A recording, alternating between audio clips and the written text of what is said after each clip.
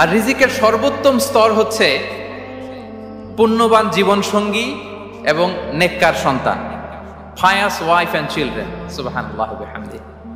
একটু খেয়াল করে দেখেন যে আমার লাইফ পার্টনার, আমার জীবন সঙ্গিনী, সে যদি আল্লাহওয়ালা হয়, সে যদি ভালো হয়, আর আমার সন্তানটা যদি আল্লাহওয়ালা হয়, আমার ঘরটাই তো জান্নাত, ঠিক কিনা?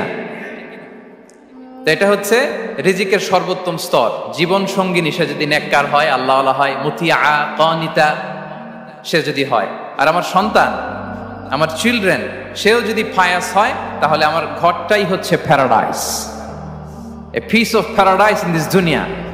সুবহানাল্লাহ।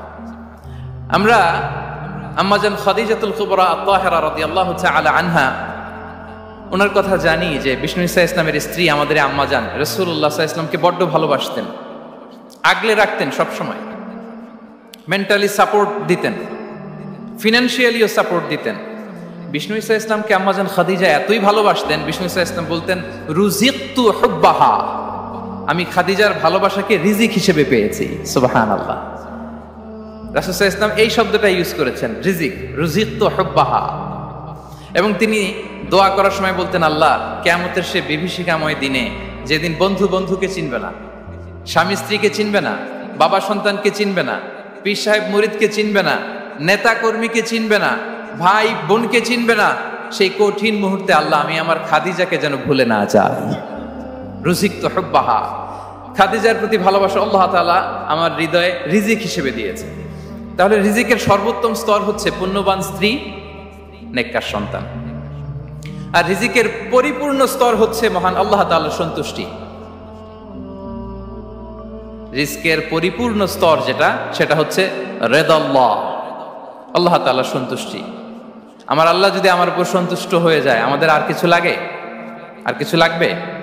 এটাই তো আমাদের এক্সপেকটেশন, এটাই তো আমাদের কামনা বাসনা, এটাই আমাদের ইচ্ছা যে আমার আল্লাহ আমার উপর সন্তুষ্ট হবেন।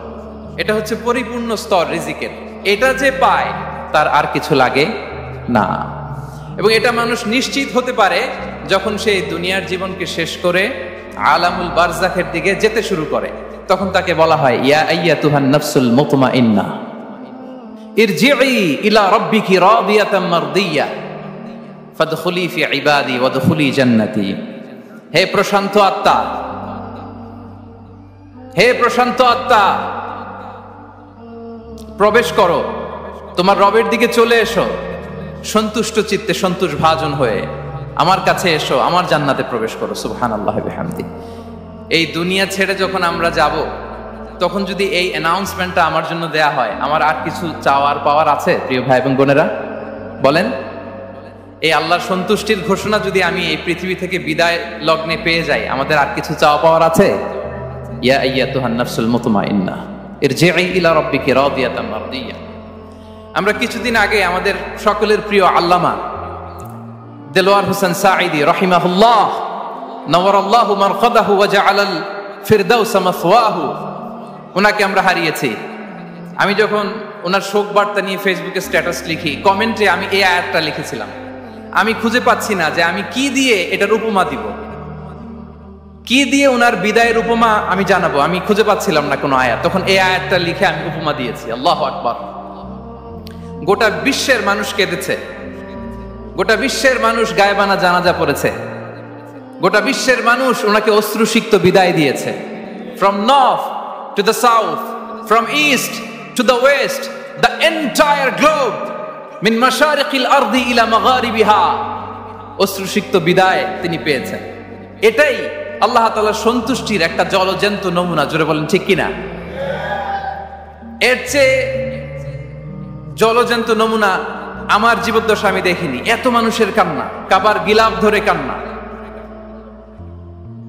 এভাবে ভালোবাসা প্রকাশ করা, এভাবে তার প্রতি, তার জন্য অশ্রুসিক্ত দোয়া করা, কান্না জড়িত দোয়া, এটাই প্রমাণ করে যে আল্লাহ তাআলা ওনার উপর সন্তুষ্ট হয়ে গিয়েছেন। ওনার আর কি চাই? আমাদের আল্লাহর আর কি চাই? আর কিছুর দরকার নাই, ঠিক কিনা? এই যে পরম সৌভাগ্য, এরকম বিদায় নিতে পারা, এটা পরম সৌভাগ্য। আমরা আল্লাহর জন্য দোয়া করি, আল্লাহ তাআলা সারা জীবন তিনি যেমনি কোরআনের বার্তাকে গোটা বিশ্বব্যাপী পৌঁছিয়ে দিয়েছেন, তার কবরটাকে আল্লাহ তাআলা কোরআনের নূর দিয়ে আলোকিত করে দেখ। কোরআনকে আল্লাহ তাআলা তার কবরের সাথী বানাক। কোরআনকে আল্লাহ তাআলা তার কিয়ামতের দিন, in the day of judgement, তার পক্ষে শাহাদাতকারী হিসেবে কবুল করুন। সম্মানিত ভাই এবং বোনেরা, আল্লাহ তাআলার সন্তুষ্টি পরিপূর্ণ রিজিক, এটা হচ্ছে পরিপূর্ণ, দ্য কমপ্লিট রিস্ক। তাহলে আমরা যেটা ভাবি অর্থ, আমরা যেটা ভাবি সম্পদ, এটা রিজিকের সর্বনিম্ন স্তর। সর্বোচ্চ স্তর হচ্ছে fitness, physical and mental fitness. সর্বোত্তম স্তর হচ্ছে পুণ্যবান স্ত্রী, নেককার সন্তান। আর পরিপূর্ণ স্তর হচ্ছে আল্লাহ তাআলার সন্তুষ্টি। হাদিসে সবরকে বলা হয়েছে সবচেয়ে প্রশস্ত স্তর। আর সবর, পেশেন্স, ধৈর্য। রাসূলুল্লাহ সাল্লাল্লাহু আলাইহি ওয়াসাল্লাম বলেছেন, মা রুজিকা আবদুন খায়রান লাহু ওয়ালা আওসা মিনাস সবর। সবরের চেয়ে কোনো প্রশস্ত নেয়ামত, প্রশস্ত রিজিক আল্লাহ তাআলা কোনো বান্দাকে দেয়নি। ধৈর্য, আমাদের অনেকের ধৈর্য কম।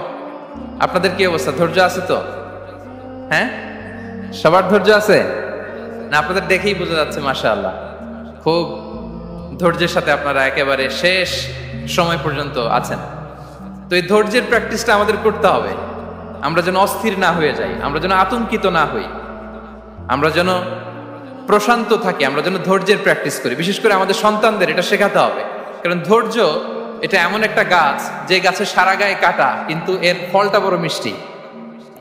ধৈর্য এমন একটা গাছ যে গাছে সারা গায়ে কাটা, কিন্তু এর ফলটা বড় সুস্বাদু। তো সেই টেস্টি ফ্রুট যদি আপনি ট্রাই করতে চান, আপনাকে ধৈর্য ধারণ করতে হবে। তাহলে হাদিসের আলোকে আমরা জানলাম রিজিকের সবচাইতে প্রশস্ত স্তর হচ্ছে ধৈর্য। রিজিকের সবচাইতে কল্যাণকর স্তর হচ্ছে হিকমা। আল্লাহ তাআলা বলছেন, ইউতিল হিকমাতা মান ইয়াশা ওয়া মান ইউতাল হিকমাতা ফাকাদ উতিয়া খায়রান কাসীরা। আল্লাহ যাকে চান তাকে এই হিকমা দেন, আর যাকে আল্লাহ তাআলা হিকমা দেন তাকে প্রভূত কল্যাণ দান করেন। হিকমা, প্রজ্ঞা, উইজডম, নলেজ আর কমন সেন্স, দুইটা যখন একসাথে হয় এটা উইজডম হয়ে রিফ্লেক্ট করে। I repeat,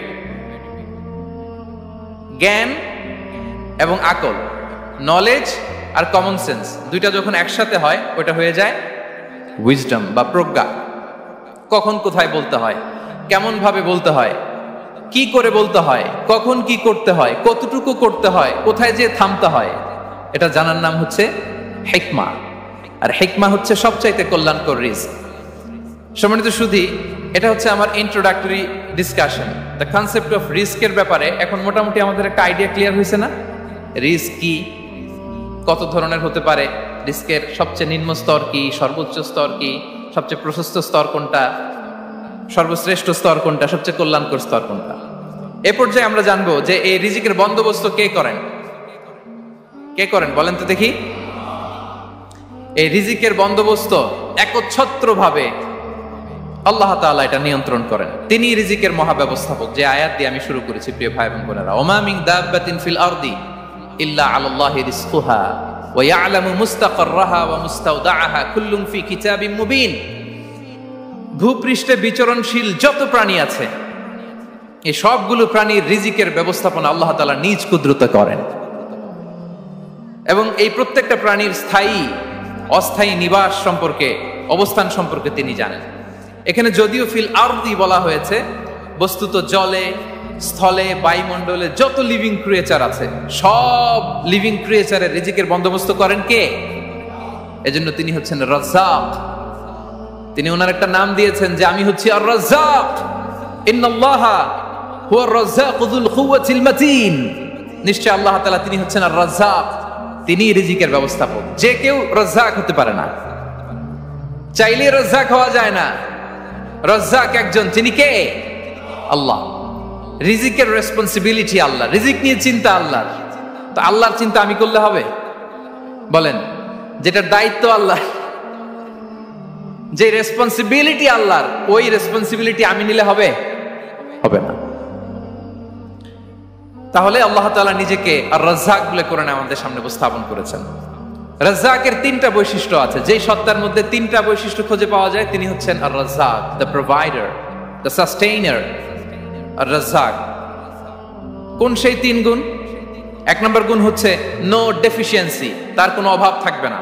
who continuously provides sustenance to his creatures, যে লাগাতার নিয়মিত প্রতিনিয়ত তার সৃষ্টিকে রিজিক দেন এবং গোটা বিশ্বকে রিজিক সরবরাহ করতে যে তার ধনভাণ্ডারের 1 ইঞ্চিও কমে না। সুবহানাল্লাহ বিহামদি।